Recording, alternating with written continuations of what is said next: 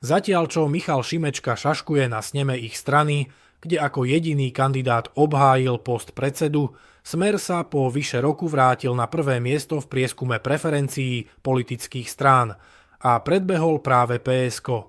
Zdá sa, že už aj voliči progresívcov sa pomaly prebúdzajú do reality. Šimečka im na to v poslednej dobe dával jeden dôvod za druhým, zatiaľ čo Robert Fico má jasnú stratégiu. Poďme sa na to pozrieť bližšie. Ak nechcete, aby vám ďalšie zaujímavé video ušlo, odoberajte kanál Politika Online. Návrat Smeru na čelo prieskumov preferencií nie je náhodný výkyv, ale logický dôsledok politickej reality posledných mesiacov. Robert Fico síce vie byť kontroverzný, no v kľúčových otázkach koná suverénne. Či už ide o snahu držať ceny energií a palív na uzde, alebo o jeho ostré postoje k zahranično-politickým témam, Fico vysiela jasný signál. Slovensko má mať vlastný hlas. Práve v čase, keď Európska únia tlačí na jednotnú líniu bez ohľadu na dopady na jednotlivé štáty, sa tento postoj ukazuje ako politicky efektívny. Jedným z konkrétnych príkladov je otázka energetiky.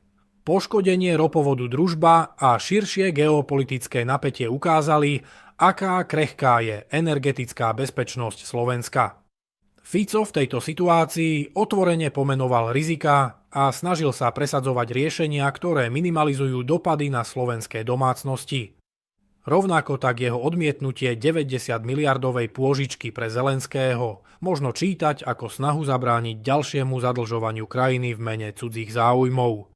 No a oproti tomu stojí progresívne Slovensko na čele s Michalom Šimečkom.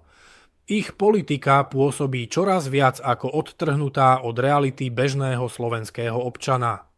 Progresívci síce hovoria o hodnotách, demokracii a dobrých vzťahoch so západnými spojencami, no v praxi to často znamená bezvýhradné prijímanie rozhodnutí z Bruselu, bez ohľadu na to, či sú pre Slovensko výhodné. Šimečka sa profiluje ako európsky politik, no práve to je jeho slabina.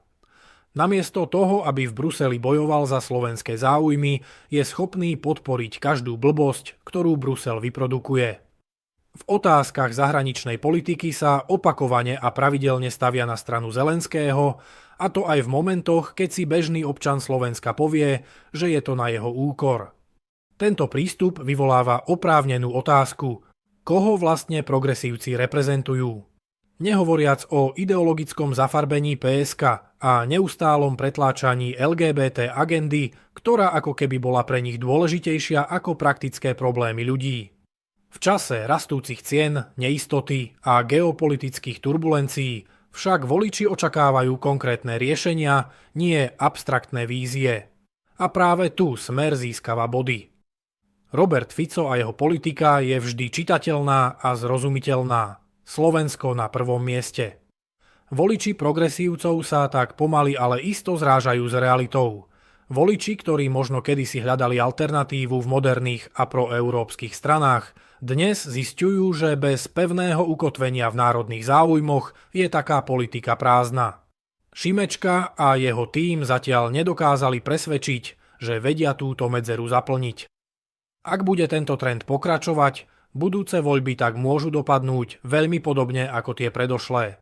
Progresívci budú mať veľké oči, ale radovať sa nakoniec bude Robert Fico, ktorý len vymení Andreja Danka za Milana Uhríka a jeho stranu Republika.